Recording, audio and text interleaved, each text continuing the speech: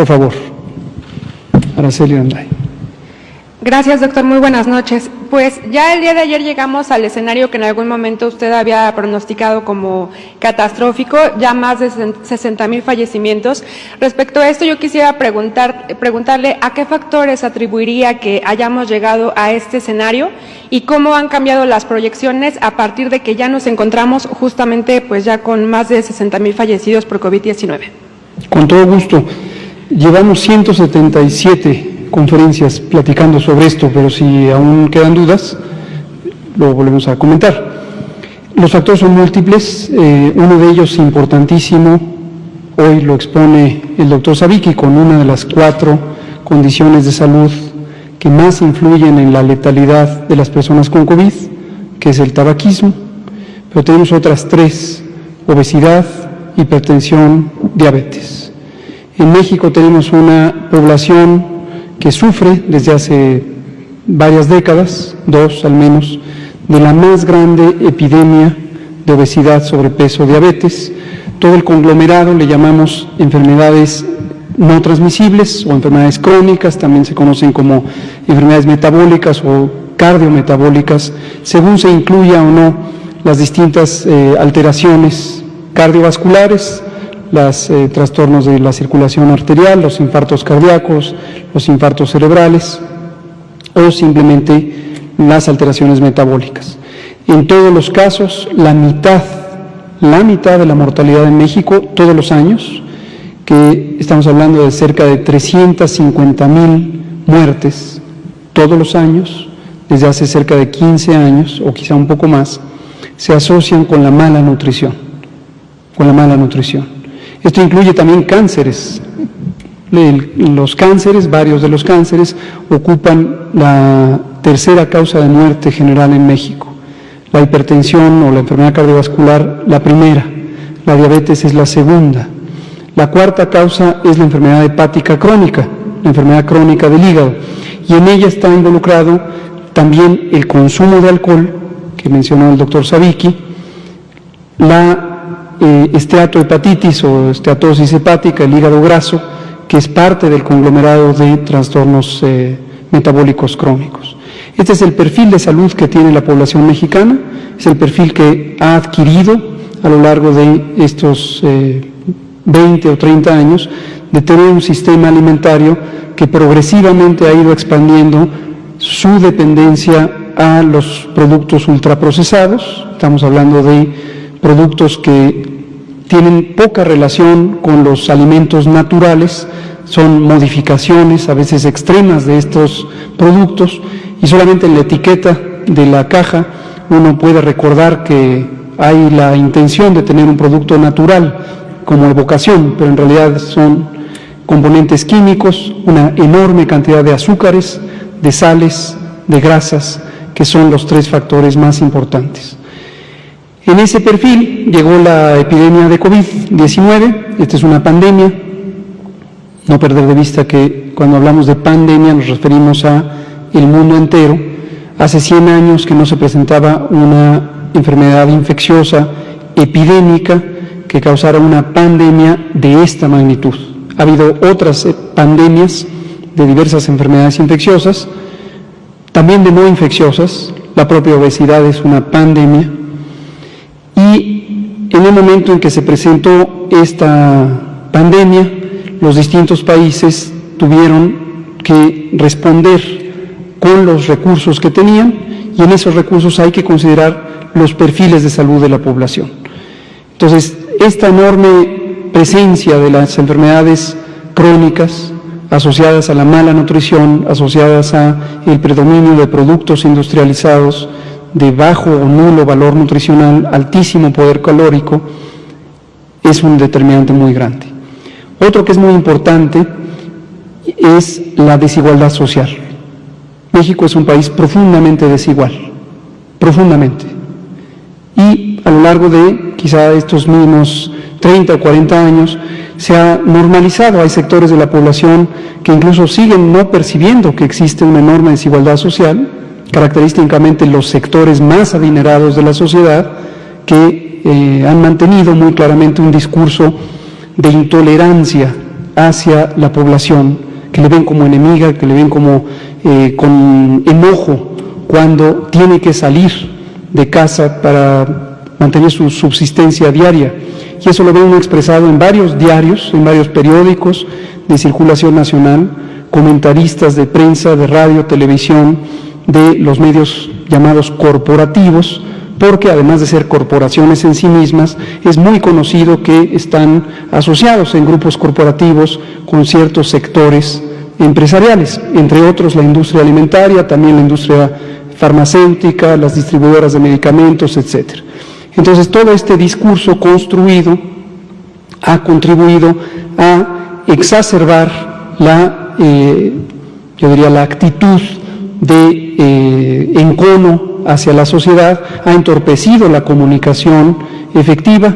El maestro Villamil la semana pasada nos hablaba del fenómeno de la infodemia, y la infodemia no es casual.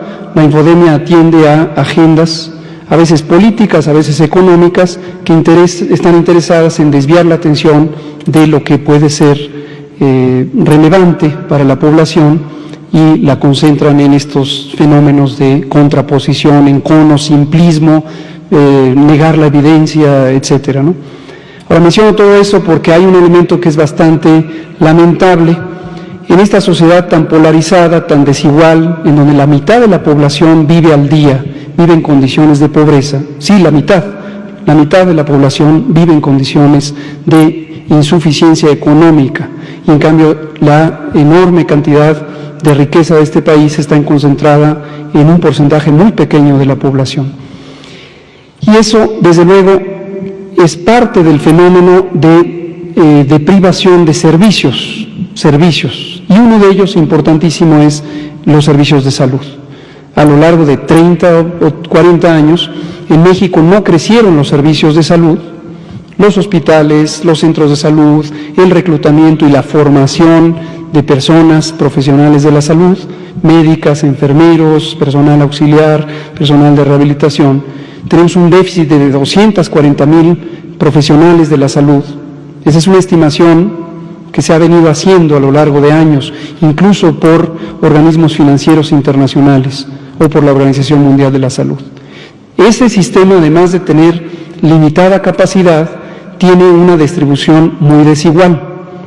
Lo poco que se desarrolló, que de por sí era insuficiente, se desarrolló en zonas urbanas y un poco las suburbanas, pero en los segmentos rurales del territorio creció menos y se logró tener menor capacidad de la que es necesaria. Si uno mide, como lo hemos estado evaluando, el acceso, ¿cuál es el tiempo que tarda una persona desde su domicilio hasta llegar a un servicio de salud resolutivo? Es muy clara la desigualdad, porque en las zonas rurales son horas a veces para llegar a un servicio resolutivo de una emergencia médica calificada, por ejemplo. Entonces, esta desigualdad social también contribuye a la mortalidad, porque desde luego la oportunidad de acceso es muy diferente para las distintas personas, y las personas que de por sí viven en condiciones de pobreza, porque no tienen los demás servicios sociales para garantizar sus derechos, además, si presentan COVID o cualquier otra emergencia, lo mismo pasa con los infartos cardíacos, los infartos cerebrales, con las lesiones externas, los accidentes, que existe esa barrera de acceso a los servicios. Entonces, el perfil de mortalidad de un país depende mucho de su realidad social, muchísimo, y en ella están implicados 40 años de historia, una historia de construcción de la desigualdad. Y no creo que sería descabellado volver a recordar que también en ese deterioro de los servicios de salud estaba muy presente la corrupción. En el sexenio pasado, que teníamos la expectativa de que se hubieran construido 317 hospitales, no se construyeron. Se iniciaron las obras o se establecieron los contratos con sobreprecios muy notorios, pero al final quedaron las obras en obra negra o en predios no utilizables porque están en litigio jurídico, o no se equiparon, o peor aún, se hicieron contratos en esquemas de contratación de las llamadas asociaciones público-privadas, en donde se hicieron jugosos negocios benéficos a las personas contratadas, empresas privadas, algunas de ellas internacionales. Las personas que estuvieron involucradas en actos de corrupción también tuvieron un beneficio económico directo, pero al final el servicio necesario para satisfacer la demanda de servicios de salud pues no se logró. Durante COVID, en el empeño de acelerar la posibilidad de tener servicios resolutivos, hicimos un ejercicio de reconversión hospitalaria, en donde empezamos a rehabilitar hospitales, y cerca de 50 hospitales, es un poco más, no doy ahora el número porque el martes en la mañana lo vamos a presentar en detalle, pero se rehabilitaron en un tiempo verdaderamente corto, y los costos de hacer ese equipamiento, terminar la rehabilitación, fueron incomparablemente menores a lo que de por sí ya se había gastado. Entonces, qué bueno que algunos medios de comunicación nacionales han tenido este enfoque de identificar una situación muy lamentable, que es la pérdida de vida humana, aunque fuera solo una. Yo creo que la obsesión de contar 60 y ahora son 70 y vamos para 150 y desde luego es triste, y entre más sean es más triste, pero no es un asunto lineal, no es de que dos son más tristes que uno. Una sola persona que pierda la vida es motivo de tristeza porque se enluta una familia, porque se pierde el soporte que esa persona brindaba y porque se pierde la propia vida. Es muy importante entender el contexto. A veces, desde luego, respeto la libertad de prensa, me parece que es uno de los valores importantísimos de una sociedad democrática, pero sí les comparto que a veces me parece un tanto, ¿cómo podemos decirlo?, un poco desafortunado que la profundidad del análisis sea tan escasa y que sea más el fenómeno efectista de una primera plana con el número, o este reduccionismo, esta visión simplista de querer encontrar solamente en el hoy las causas y los efectos. Y se nos olvida, o quizá, no sé si sea intencional o no, por parte de estos medios de comunicación corporativos, pero la sociedad lo sabe. La sociedad sabe que llevamos 40 años con un grave deterioro de las condiciones de vida para las mayorías y, desde luego, en consecuencia, una gran concentración del ingreso en minorías muy privilegiadas. Gracias. Las proyecciones, hay muchos grupos académicos que hacen proyecciones, cada una tiene su metodología y, a diferencia de lo que a veces se ha querido identificar, de que las proyecciones son promesas, no funciona así. Esto también ya lo hemos comentado, las proyecciones son escenarios y nosotros apelamos al conocimiento científico de varias comunidades, algunas directamente vinculadas con nosotros, y vuelvo a agradecer siempre que digo esto a CONACYT y a las instituciones públicas de investigación como el CIMAT, Centro de Matemáticas, y también la Universidad Nacional Autónoma de México. Trabajamos directamente junto con ellas y ellos. Pero también hay otras, hoy veía yo en la prensa una que hablaba de las predicciones que hace el grupo de la Universidad de Washington en Estados Unidos. Es un grupo académico muy sólido, muy conocido, que hace distintos escenarios de carga global de la enfermedad y también predicciones, y hay otras que continuamente se están revisando. ¿Usted se siente satisfecho con el manejo que ha llevado el gobierno federal en la pandemia de COVID-19? ¿Se siente satisfecho? Considero que la evidencia que hemos revisado a lo largo de 177 sesiones aquí hacia el público muestra consistentemente, bueno, hoy tuvimos una nueva visualización de la curva, si pudiéramos ponerla para ayudar aquí a... ¿De qué medios usted ya nos dijo? Multimedios, para que Multimedios visualice otra vez esta perspectiva, para que lo vea con claridad. Vamos a poner la anterior. esta. Para multimedios y otros medios que quisieran volver a ver qué quiere decir aplanar la curva. Si vemos, bueno, estos son curvas epidémicas, esto es el tiempo, esto es la cantidad de casos por millón de habitantes, importantísimo que las comparaciones consideren el tamaño de la población. De otra manera, es una comparación incorrecta, técnicamente incorrecta. Tenemos algunos países de la región de América, es concretamente el continente americano, hemos hecho esta misma visualización considerando los países europeos que tuvieron las epidemias más aceleradas, más explosivas al inicio de la pandemia. Pero vean ustedes esta línea azul es Estados Unidos. Enfoquen su atención solamente en esta parte. La inclinación de esta línea, es decir, así, está en esta inclinación, está más de 45 grados, esto está casi a 85 grados. Eso lo que quiere decir es la velocidad a la que va aumentando la epidemia, porque esto es el tiempo y esto es la cantidad de casos por millón de habitantes. Y es en el continente uno de los cambios más rápidos, de la aparición más rápida de casos nuevos, ajustada por la población, por el tamaño poblacional. La comparación entre países aquí es adecuada en términos numéricos porque se está considerando, obviamente Estados Unidos tiene más de 3 veces el tamaño poblacional que México. No se podría comparar justamente si no se incorporara por millón de habitantes. Pero vean esta velocidad.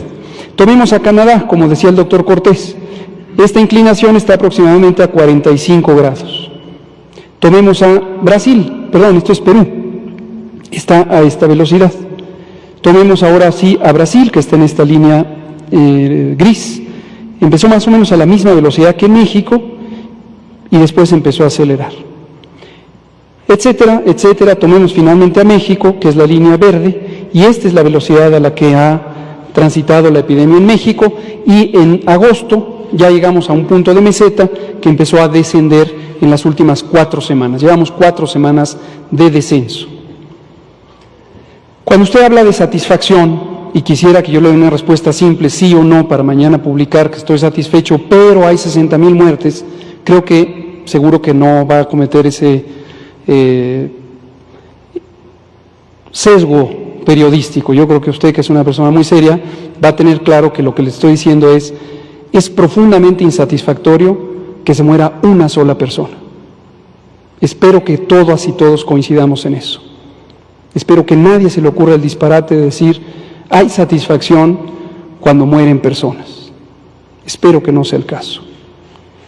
Pero dado que hay una pandemia, dado que hay un fenómeno que afecta a toda la humanidad, dado que este es un fenómeno natural que se seguirá presentando por milenios, lleva milenios presentándose, es un fenómeno natural. La emergencia de enfermedades infecciosas epidémicas es un fenómeno natural, así como los terremotos, como los huracanes, son fenómenos naturales. No hay manera de que no ocurran, desafortunadamente, porque seguirá habiendo virus, sobre todo virus emergentes, principalmente 3/4 partes de ello pasarán de la vida silvestre, animal, hacia los seres humanos. En ese contexto, lo que se pueda lograr cuando hay un objetivo de evitar muertes evitables es un logro que es muy importante tener presente. ¿Quita el dolor de que se mueran las personas? No. ¿Y si son 60,000? No. ¿Y si son 120,000? Tampoco. Las muertes que se pueden evitar en la medida en que no tengamos alguien que necesita un ventilador, alguien que necesita una cama y no se le puede dar porque se saturaron los hospitales, ese es un objetivo en sí mismo, es un objetivo técnico. Si se revisan los manuales de preparación y respuesta ante las pandemias de influenza, que era el modelo de trabajo del 2005, los objetivos son esos exactamente. Hacer más lenta la epidemia, aplanar la curva. Vuelvan a ver ustedes la curva plana. Esto es plano con respecto a esto, o con respecto a lo que hubiera ocurrido en ausencia de intervenciones, que es una curva muy parecida.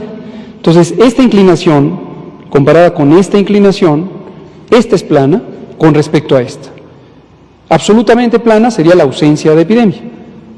Pero no hay que confundirnos, esto es una comparación con lo que hubiera podido pasar en México, si no se hubieran hecho las intervenciones, y esa la hemos presentado también muchas veces. Entonces, la satisfacción, me parece casi grosero, obsceno, hablar de satisfacción en medio de una adversidad tan grande. Espero que nadie piense que puede haber satisfacción. Lo que sí le puedo decir es que las medidas que técnicamente son procedentes para mitigar una epidemia, para contener las cadenas de transmisión, para asegurar la atención oportuna de las personas en un país profundamente desigual, asolado por graves epidemias de enfermedad crónica, con una enorme desigualdad social, con una limitada capacidad de los servicios de salud, hemos hecho todo lo que está en nuestra disposición y más por ponerlo en práctica al servicio de la población. Gracias.